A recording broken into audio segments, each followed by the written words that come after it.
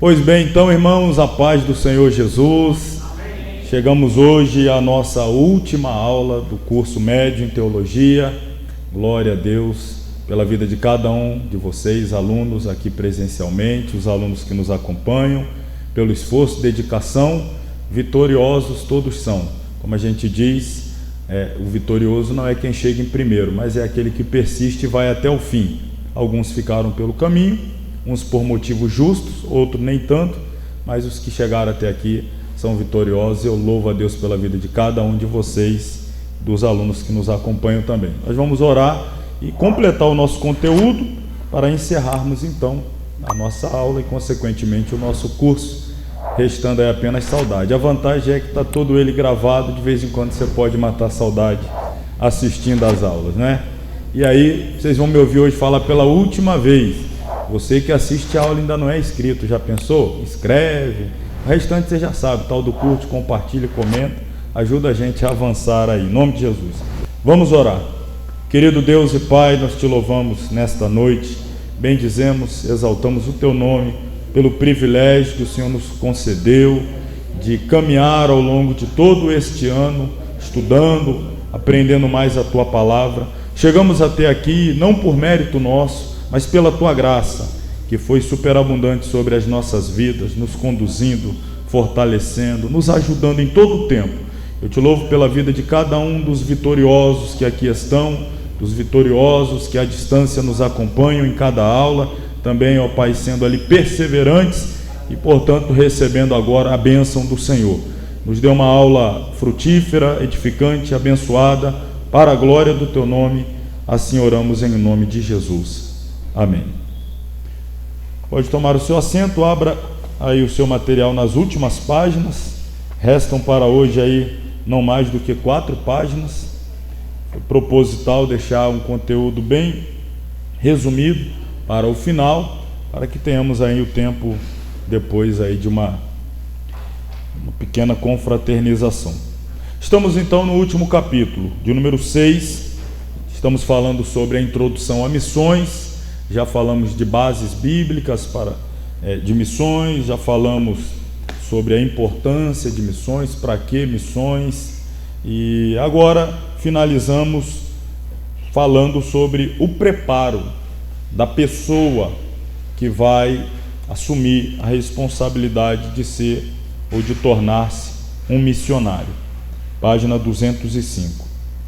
Há apenas um chamado para todos os cristãos, e o chamado é este que aí está, o de seguir a Cristo no serviço para a glória de Deus e crescimento de seu reino.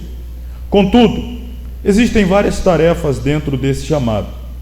Neste capítulo, abordaremos algumas delas e principalmente a importância do preparo missionário. Missionários são edificadores, são aqueles que edificam, que constroem, que fazem crescer e avançar o reino de Deus. O texto bíblico aí é o primeira epístola de Paulo aos Coríntios, capítulo 3, do versículo 6 ao versículo 11. Eu plantei, Apolo regou, mas Deus deu o crescimento. Pelo que nem o que planta é alguma coisa, nem o que rega, mas Deus que dá o crescimento. Ora, o que planta e o que rega são um, mas cada um receberá o seu galardão segundo o seu trabalho, porque nós somos cooperadores de Deus, vós sois lavoura de Deus e edifício de Deus, segundo a graça de Deus que me foi dada, pois eu, como sábio arquiteto, o fundamento e outro edifica sobre ele, mas veja cada um como edifica sobre ele, porque ninguém pode pôr outro fundamento além do que já está posto, o qual é Jesus Cristo. Nestas analogias que Paulo utiliza, em especial 2 aqui destacadas, referindo-se à igreja como lavoura de Deus e edifício de Deus, quando ele compara a igreja como uma lavoura, ele diz que o trabalho de cuidar da lavoura não é um trabalho de uma pessoa exclusivamente. Um planta, o outro rega, mas quem é responsável por dar o crescimento é Deus. Quando ele trata da igreja como edifício, ele fala de ser o arquiteto, de lançar os fundamentos e depois de começar a erguer o edifício, sendo que a pedra angular, fundamento principal, é o Senhor Jesus Cristo. Portanto, em cada uma dessas analogias, a ideia central é: a obra de Deus é uma obra de Deus. É redundante, né? Mas às vezes tem gente que pensa que a obra de Deus é feita por homens, e às vezes até o próprio Deus é excluído da obra de Deus. Já parou para pensar nisso? Tem pessoas que são capazes de fazer a obra de Deus sem Deus, não consultar a Deus para fazer a obra de Deus, não depender de Deus para fazer a obra de Deus, não buscar a aprovação de Deus, os métodos de Deus, os objetivos de Deus para fazer a obra de Deus. Isso é interessante a gente pensar sobre. Parece totalmente antagônico, um verdadeiro contrassenso, mas infelizmente uma realidade algumas vezes. O que Paulo está deixando claro aqui é: sem Deus é impossível realizar a obra de Deus. Pode-se fazer qualquer outra coisa, menos a obra de Deus.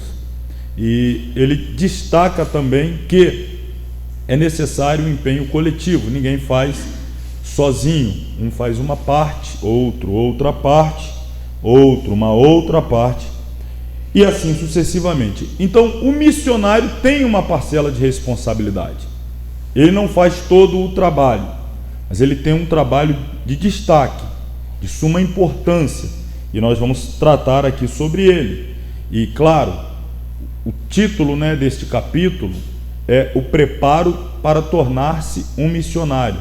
Então nós precisaremos entender que dentro dessa relevância da responsabilidade do missionário existe um precedente com o qual ele deve se preocupar, que é o seu preparo, porque o que ele vai fazer depende muito do seu preparo. Nós vamos ver, é claro, não vou antecipar aqui, em que áreas desse preparo vai se refletir naquilo que ele vai realizar, na obra que ele vai executar. Então o apóstolo Paulo, vamos voltar ao texto, daqui a pouco a gente vai e desdobra. O apóstolo Paulo se denominou, como visto aí no texto acima, como um prudente construtor. Os edifícios em que ele trabalhou foram as igrejas de Cristo, o fundamento, a pessoa e a obra de Jesus Cristo. Tudo dependia desse fundamento. Começava aí, sobre Cristo, o edifício erguido sobre o fundamento, que é Cristo, a base. Prosseguindo, Paulo sabia que ele não estava trabalhando sozinho. Outros fiéis trabalhavam junto com ele, e muitos outros vieram depois dele. A questão para todos os edificadores é a mesma: qual a qualidade do seu trabalho? A obra dos edificadores irá permanecer ou ruirá nos tempos de adversidade? Uma pergunta. Lembrando o contexto em que Paulo está escrevendo, para quem ele está escrevendo, por que ele está escrevendo, ele está escrevendo aos Coríntios. O problema, entre tantos problemas que ele está tratando ao longo da sua epístola, mas pontualmente aqui, ele está tratando o problema grave da divisão, que não foi provocada pelos líderes, foi provocada pelos liderados. Eles criaram as divisões entre si, Eu sou de Paulo, eu sou de Apolo, eu sou de Pedro, eu sou de Cristo. Fizeram essas facções, mas não houve nenhuma deliberação por parte de nenhum desses líderes, muito menos Jesus, é claro, em fazer esse motim, esse grupinho. Olha, quem é de Paulo pro lado de cá, quem é de Apolo pro lado de lá, quem é... Não houve essa intenção em momento nenhum. Não houve essa deliberação, essa atitude por parte dos líderes em promover essa divisão na igreja. Mas a igreja estava dividida. E o que é que Paulo vai trazer como argumento para tentar resolver o problema da divisão? Ele vai fazer com que as pessoas pensem acerca daqueles que eles elevaram no patamar tal a ponto de dizer: eu sou dele, eu sou de Paulo. Irmãos, isso é muito forte, Eu sou de Paulo, eu sou de Apolo, eu sou de... Aí Paulo já vem logo, né, como diz, né, carrinho, com os 2 pés no peito, logo. Quem é Paulo? Quem é Apolo? Quem é Pedro? Quem são? São homens, são instrumentos de Jesus, são ferramentas na mão de Deus, não são ninguém, são alguém que está sendo usado. Poderia ser qualquer outro, poderia ser o Felipe, o Tiago, o João, o André, não sei, poderia ser um anônimo, um sem nome, independe do nome humano, porque quem realiza é Deus. Aí Paulo vai trazer esse argumento: olha, não fiquem focados, presos a nomes, a pessoa, não fiquem personificando a obra de Deus. E aí quando ele traz então a ideia da lavoura, e mais especialmente a ideia do edifício, nós facilmente nos impactamos, ficamos admirados, elogiamos, às vezes até nos pomos a tirar fotografia com algum ornamento do edifício. Nossa, que fachada, bate uma foto minha aqui na fachada e tal, olha só que bacana, a coluna diferente e tal, bem adornada, e alguma coisa assim, o púlpito e tal. Mas ninguém quer tirar foto com a sapata. Não, olha essa sapata, rapaz, bate a foto, vou fazer uma com a sapata aqui. Ninguém vai querer tirar foto com aquilo que está oculto, escondido, mas a responsabilidade de manter de pé todo o edifício está oculta. O que garante, e essa é a pergunta que está sendo feita aqui: qual é a qualidade do seu trabalho? Será que ele está se escorando apenas na beleza? Se for apenas na beleza, com o tempo ruirá. A beleza pode acabar e aí não vai ter mais nenhuma base de sustentação. Mas se for uma base firme, sólida, o edifício está sendo edificado sobre Cristo como fundamento, alguma outra adorno, alguma outra parte que apenas chame a atenção pela aparência, pode ser, mas o edifício permanecerá. Então essa é a questão. E volto mais uma vez: por que eu estou explanando tudo isso? Porque missionários são edificadores, e para que a sua edificação, né, ou seu edifício, tenha qualidade, deve haver qualidade no seu próprio preparo. Vamos voltar aí ao nosso material. Nós sabemos que os construtores necessitam das ferramentas adequadas a fim de realizar um bom trabalho. Observe um exímio carpinteiro usando suas ferramentas. Ele sabe exatamente quais as necessárias para cada projeto. Os construtores são limitados no que realizam se não tiverem as ferramentas certas. Entretanto, com elas podem construir lindas e duradouras coisas. A aplicação para as missões é óbvia. Todos que querem trabalhar para Deus necessitam adquirir as ferramentas corretas e devem aprender a manuseá-las de forma diligente. As ferramentas, né, estamos tratando mais uma vez de forma analogia aqui, né, trazendo essa linguagem figurada. As ferramentas são conhecimento da palavra de Deus, as qualidades espirituais necessárias para uma vida santa e para a obra cristã. A seguir veremos uma lista das ferramentas que são necessárias para um trabalho missionário frutífero. Ninguém possui todas elas, nem tampouco serão necessárias todas as ferramentas o tempo todo. Entretanto, a maioria dessas ferramentas certamente será indispensável no curso do seu ministério. Algumas delas são necessárias já no começo. Todos aqueles que querem ser usados para a edificação da Igreja de Cristo, por meio do trabalho missionário, devem começar cedo a reunir as ferramentas que irão precisar.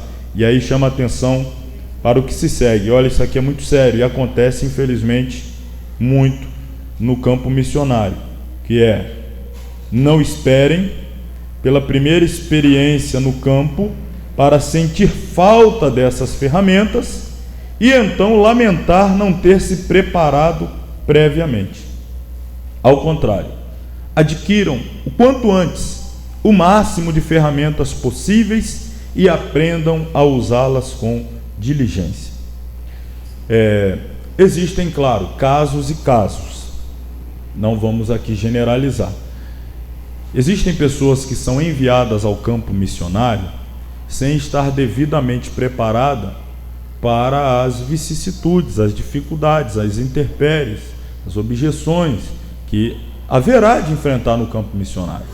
Não é aqui também desenhando uma imagem feia, horrenda do campo missionário, mas sim, a pessoa está se propondo a ser como um soldado de linha de frente, está indo para o campo de batalha para enfrentar o adversário e arrancar das suas garras almas preciosas e trazê-las para o reino da luz.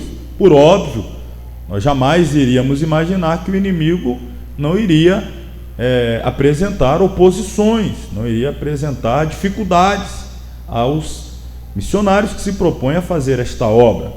Então, ele também deve ter plena consciência de que ele está indo para um embate, ele vai ser atacado, ele vai ser tentado, testado, provado em todas as áreas, começando pelas espirituais, obviamente, mas precisará também de preparo emocional, como nós veremos.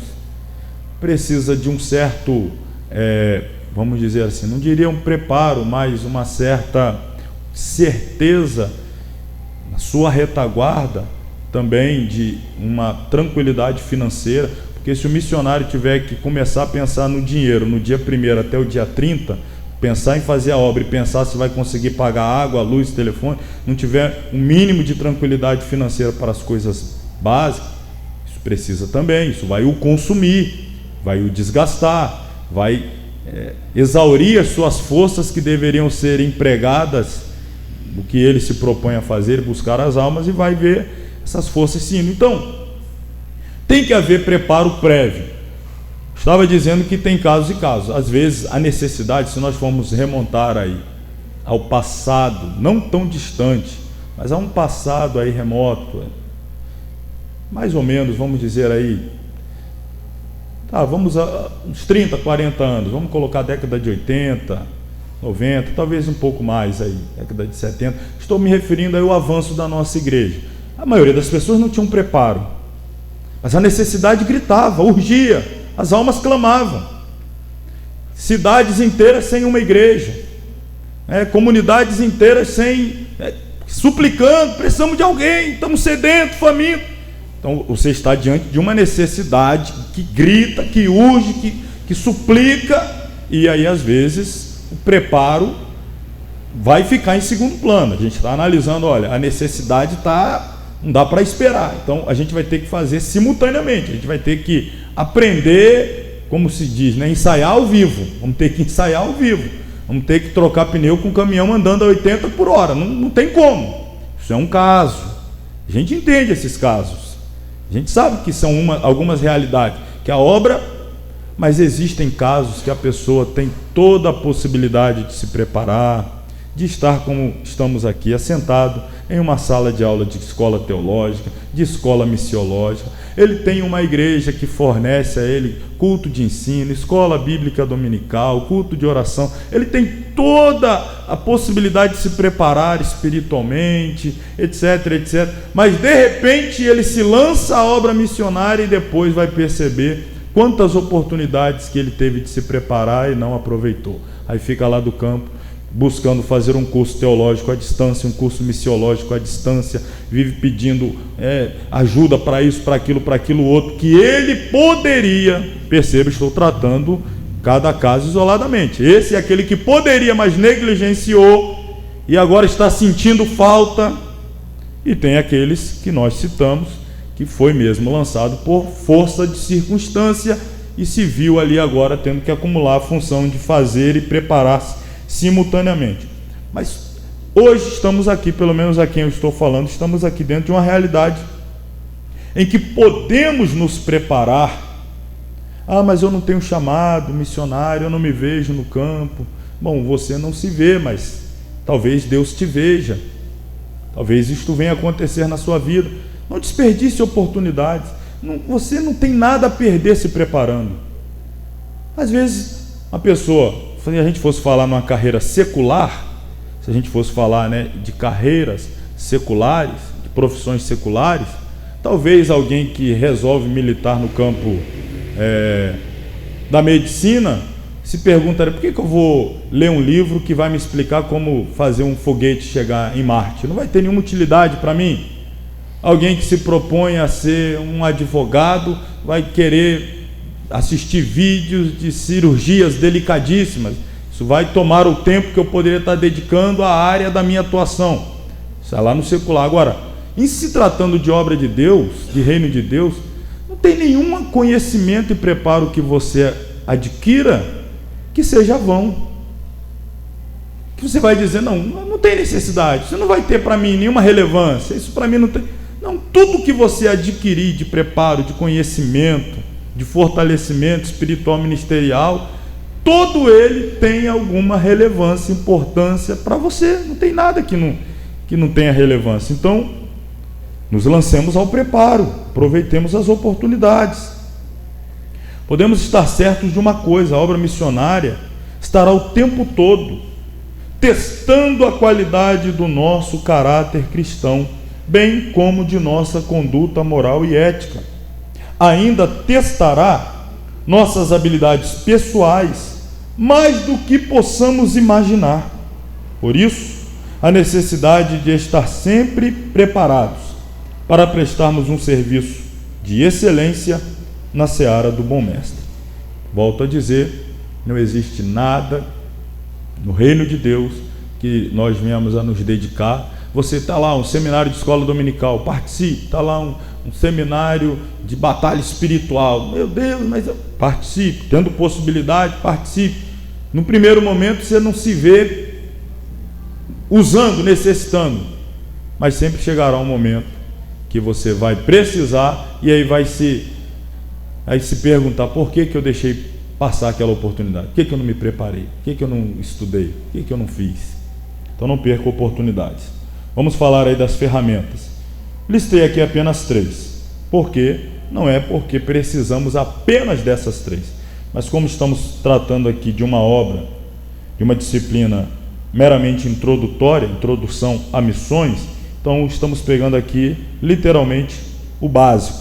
Então são ferramentas missionárias básicas. Primeira, qual é a primeira? Digam aí em voz de coro.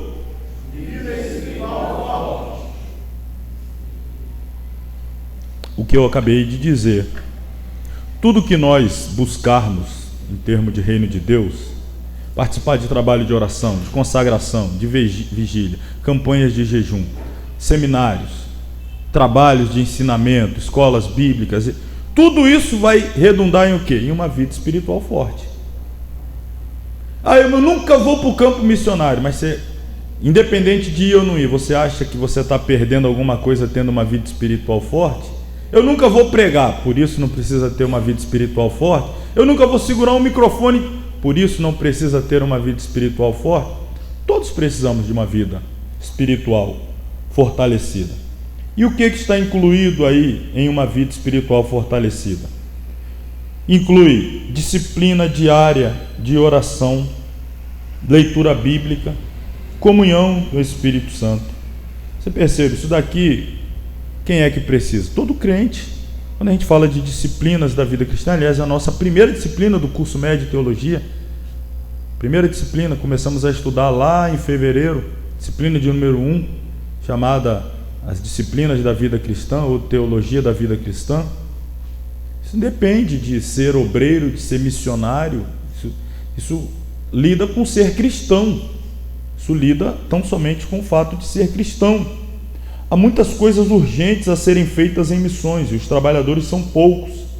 Os missionários são tentados a se tornarem muito envolvidos em muitas coisas boas e importantes, e acabam negligenciando sua vida espiritual. Irmãos, é uma realidade. Quem se envolve minimamente com missões, recebe relatórios missionários, conhece um pouquinho do dia a dia de um missionário. Missionário, a gente acha que ele deveria limitar-se a estar ocupado de pregar, de se preparar para estar pregando, visitando, discipulando, mas as demandas do campo são tantas. O missionário, ele precisa, no ambiente de culto, às vezes, ele é o que dirige o culto, ele é o que toca, ele é o que canta, ele é o que tira a oferta, ele é o que prega, ele é o que vai buscar os irmãos em casa, ele é que vai levar os irmãos em casa. Precisou de oração, é ele que vai. Precisou levar um irmão no médico, é ele que vai pegar o irmão, levar no médico, ficar o dia todo, trazer o irmão. E outro lá precisa de uma cesta básica, é ele que vai tentar viabilizar. Quem é que vai conseguir levantar o recurso para comprar no mercado, para levar para o irmão. E o outro... Tudo que você pensar de probleminha do cotidiano que a gente, vamos dizer assim, a gente se vira, às vezes no campo missionário não tem a gente se vira, o missionário tem que fazer quase que tudo.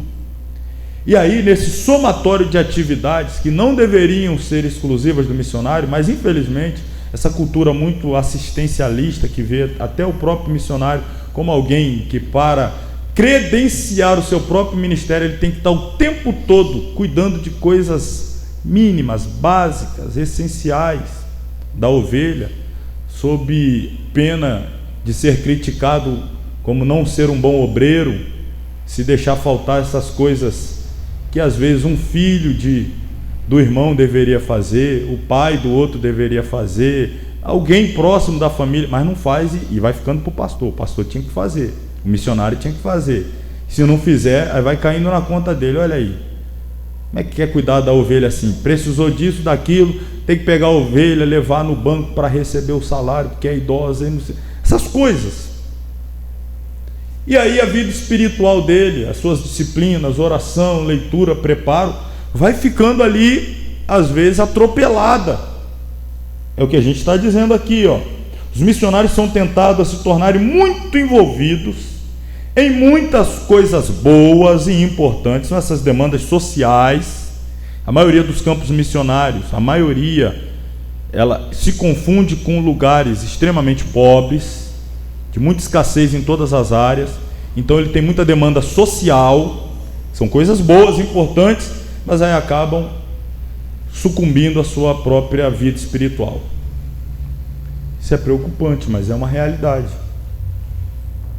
Numa pesquisa feita entre missionários em mais de 12 países, a fraqueza espiritual foi identificada como sendo o problema número 1. A maioria dos missionários retornam do campo por fraqueza espiritual, por não ter uma vida espiritual forte. Às vezes, você vai lá gastar as suas reservas que foram preparadas, que foram acumuladas em anos e anos e anos antes de ter sido enviado ao campo missionário. As reservas de oração, de jejum. O missionário está sempre com saudade dos tempos em que ele fazia parte da igreja, da congregação, quando ele não estava lá no campo. Aí aqui ele tinha abundância, orações, trabalho. Isso é o acúmulo das reservas, ou aquela gordura que ele vai queimar o tempo todo lá no campo missionário. Então, se a gente negligenciar as oportunidades aqui, lá a gente vai sentir falta, vai precisar de tudo isso. O campo missionário. E aí, essa estatística, né, assustadora, mas fruto de uma pesquisa de 12 países, a maioria dos missionários retornam do campo alegando fraqueza espiritual. Muitos dos missionários admitiram que não tinham desenvolvido o hábito da oração particular e da leitura bíblica diária antes de ir para a missão. Sua vida espiritual sofria grandemente no campo missionário. Ele já não tinha esse costume. E aí, imaginando que no campo começaria a tê-lo, mas como a gente mostrou aqui, quando chega no campo vê tantas outras demandas, tantas outras atividades, tantas outras responsabilidades, que aquilo que ele imaginou que ia começar a realizar, não, lá eu vou começar a desenvolver uma vida, uma rotina de oração, de leitura, etc. E aí, envolvido em tantas demandas, percebeu que não conseguiu iniciar. Aliás, lá não é o lugar de iniciar, lá é o lugar de continuar.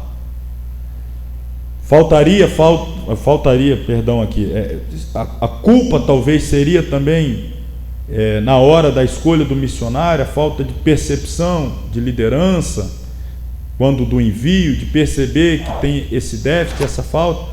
Não sei, mas são muitas as questões. A gente voltou aqui a realidade das necessidades, que são muitas. O próprio Senhor Jesus, irmão, isso não é a realidade do século 21. O Senhor Jesus disse no seu tempo: a seara é grande, os ceifeiros são poucos. Quando alguém diz eu quero ir, o pastor já está sendo pressionado, está o tempo todo alguém: pastor, envia alguém, e ninguém quer ir, e às vezes alguém diz: pastor, eu vou. Pronto, é a resposta de Deus: vá, meu filho. E aí às vezes essa situação vai se revelar depois, essa falta de preparo e tal. Primeiro momento o pastor está ali orando para Deus levantar alguém, o pessoal lá está orando para Deus enviar alguém, de repente alguém diz: pastor, eis-me aqui. Pronto, acabou, é você. É culpa do pastor? É culpa? Irmãos, a gente não pode também assim generalizar. Em alguns casos, talvez o pastor tenha muitas opções, em algumas igrejas, algumas agências, tem muitas opções e escolhe errado. Mas a maioria das vezes não é que tem muitas opções e escolhe errado. É a mesma realidade dos tempos de Jesus. A seara continua sendo grande, ceifeiros poucos. Quando aparece alguém disponível, às vezes falta esse preparo que deveria ter. O melhor conselho que se pode dar a qualquer um que está se preparando para ser um missionário é: entre em missões como? De joelhos. Os missionários experimentam solidão, tentação, ataques satânicos, períodos de tristeza profunda e desapontamentos. Eles devem manejar bem as ferramentas da leitura bíblica, oração, adoração, comunhão com Deus antes de qualquer coisa. Embora hoje a gente viva uma realidade de esses muitos canais de comunicação que existem, né, com a proposta de aproximar quem está longe, às vezes até de alguma maneira sim ajuda a ter essa aproximação, uma chamada de vídeo, mensagens que chegam, interações, mas ainda assim não é a mesma coisa do que o contato próximo, pessoal, contato humano de verdade. Então o missionário sente esses ataques. Eu falei também de ataques emocionais, essa tristeza, sentimento de solidão, sentimento de abandono. Passa uma semana, passa duas, ele não recebe uma ligação, uma mensagem, uma pergunta: como vai, está precisando de alguma coisa e tal. Essas coisas que vão ali somatizando nas emoções e sendo potencializadas por Satanás. Ele está fragilizado emocionalmente e o diabo já está aumentando ali. Aí, tá vendo? Te mandaram para cá e te esqueceram, te abandonaram. Entra na live lá da sua igreja, vê como é que o povo lá está alegre. Aí lá, o culto lá, todo mundo alegre e tal, e você está aí, olha você aí, pregando para esses 6, 7, 8. Você acha que isso não acontece? Acontece. E aí o pessoal está alegre, não te manda uma mensagem, não te liga, não pergunta como você está. Se não houver um excelente preparo, ainda havendo é difícil, mas se não houver preparo emocional, psicológico, espiritual, se não houver o ensinamento para que a igreja se envolva, interaja, esteja sempre ali interagindo, buscando aproximar, fazer ele entender que ele é parte da igreja, não é? Ele não foi lançado para ficar longe, fora, afastado, ele não está sendo punido, foi mandado para o exílio, ficar lá no esquecimento. Não, ele é uma pessoa importante da igreja, ele é alguém que está na linha de frente, combatendo, tem uma igreja na retaguarda, que se importa com ele, que ora, que está disposto a ajudá-lo, dar assistência, não apenas financeira, mas espiritual, emocional. Então, vida espiritual forte é a primeira ferramenta que todo missionário deve possuir. A segunda, como disse, é apenas 3 básicas. A segunda é o amor pelas pessoas. Paulo é exemplo de um missionário amoroso. Ele escreveu para os cristãos de Filipe afirmando que os tinha no seu coração. A Bíblia diz que entre os líderes da igreja de Éfeso houve grande pranto entre todos, e abraçando afetuosamente a Paulo o beijava. Olha só que demonstração de amor, de carinho. Obviamente, isso aqui manifestando uma recíproca, né? Se eles fazem assim com Paulo, é porque Paulo deve ter plantado. Se ele está colhendo, é porque deve ter plantado esse mesmo carinho, amor. O grande amor de Paulo pelas pessoas, bem como por Deus, era a chave do seu sucesso como evangelista e plantador de igrejas. Peça a Deus que lhe dê um grande amor pelas pessoas, dos mais variados tipos. Se você está pensando em se tornar um missionário, passe tempo com as pessoas, aprenda a entendê-las, busque maneira de servi-las em nome de Cristo. O amor é essencial em missões. Então, às vezes essas experiências que nós temos, e é sempre bom tê-las cada vez mais, de visitas esporádicas ao campo missionário, você já cumpre esse primeiro papel de dar o calor humano ao missionário que lá está.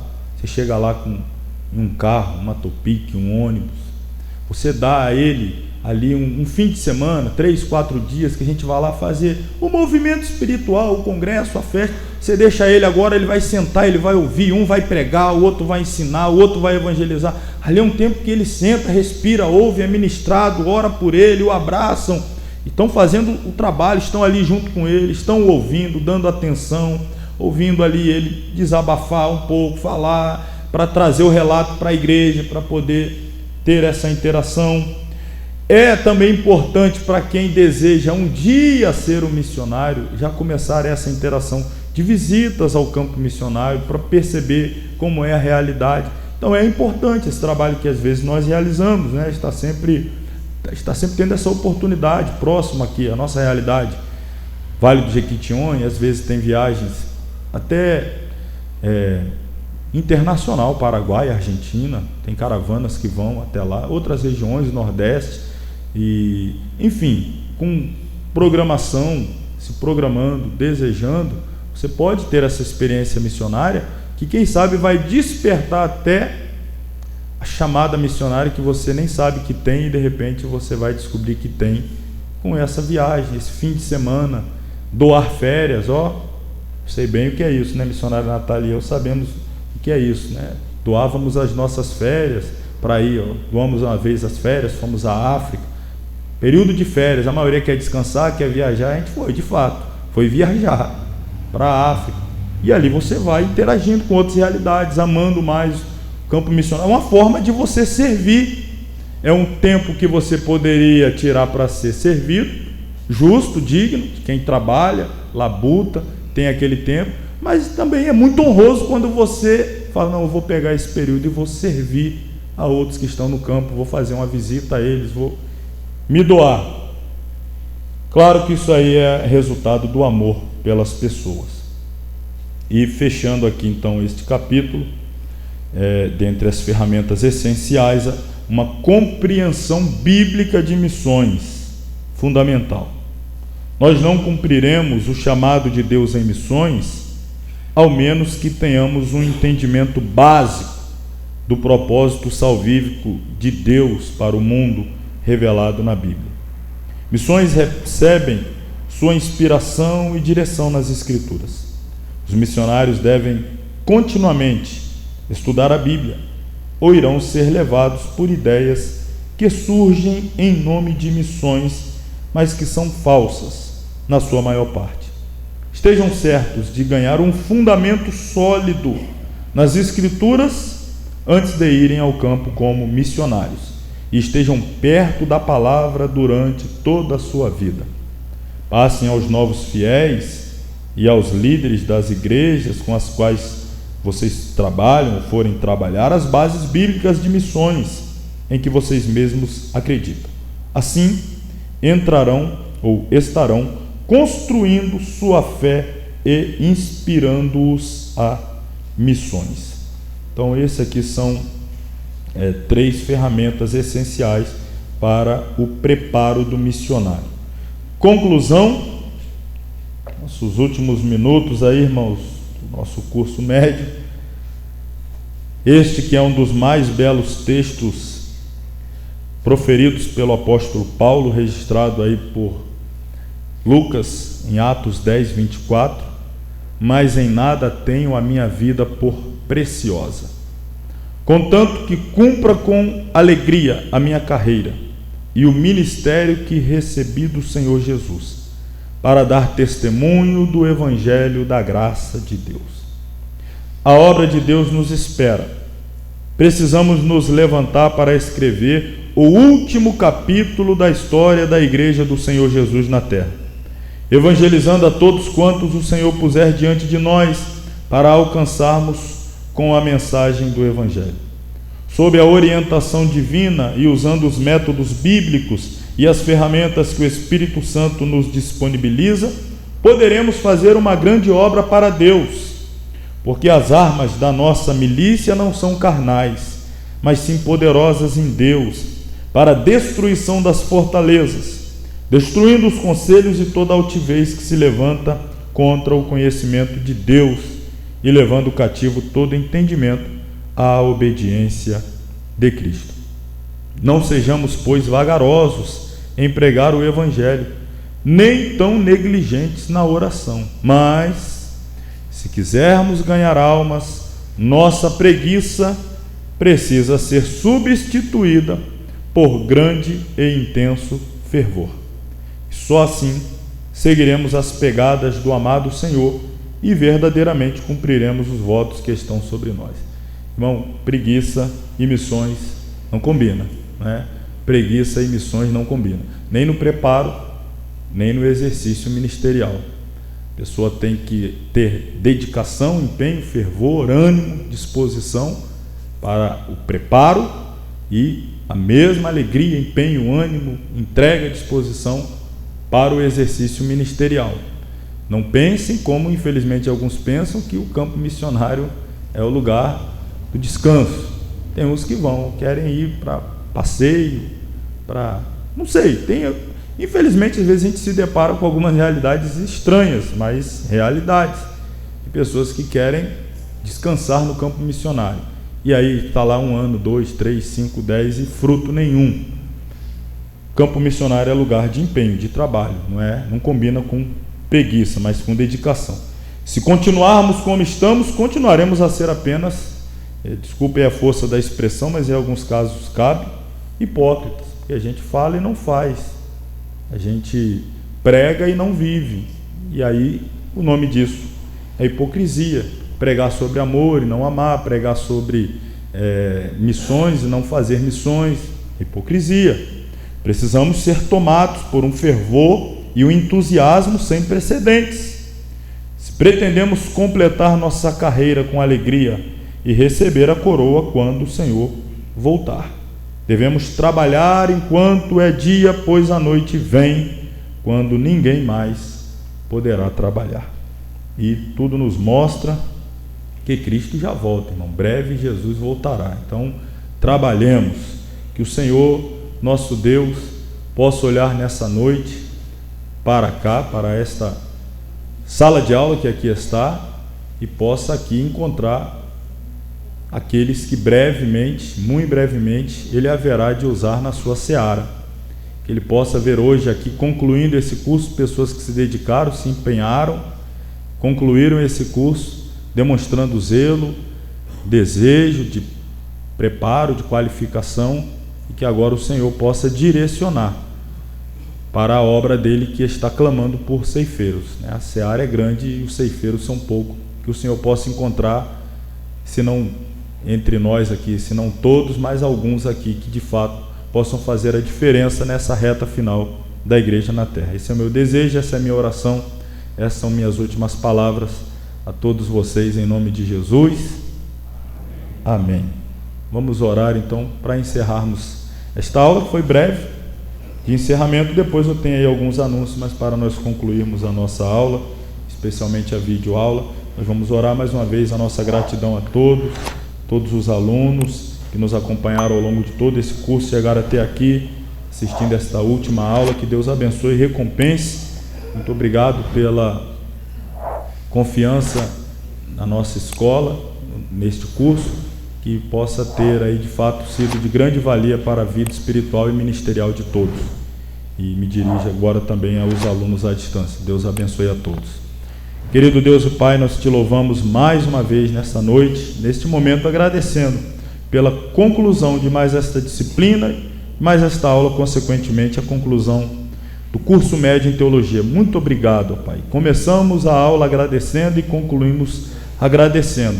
O Senhor foi bondoso com cada um de nós, nos deu ânimo, nos deu força. Aqueles que pensaram em parar, desistir, o Teu Espírito os animou, fortaleceu. As circunstâncias adversas foram superadas, as dificuldades foram vencidas, e aqui chegamos para a glória e honra do Teu nome. Te agradecemos por tudo, ó Deus, e que possamos ter outras oportunidades de novos cursos, de novas salas, aonde estaremos sentados para ouvir e aprender e crescer e fortalecer a nossa vida espiritual, a fim de que sejamos aptos para as muitas necessidades que a Tua obra demanda de nós. Que aqui estejam os Teus servos que serão usados poderosamente para fazer a diferença no Teu reino, na Tua obra. Assim nós oramos, assim nós Te pedimos, em nome de Jesus. E que o grande amor de Deus, o nosso Pai, a graça do Senhor Jesus Cristo, a comunhão e a consolação do Espírito Santo seja com todos que amam e aguardam a volta de Jesus. Todos digam amém. Amém. Amém.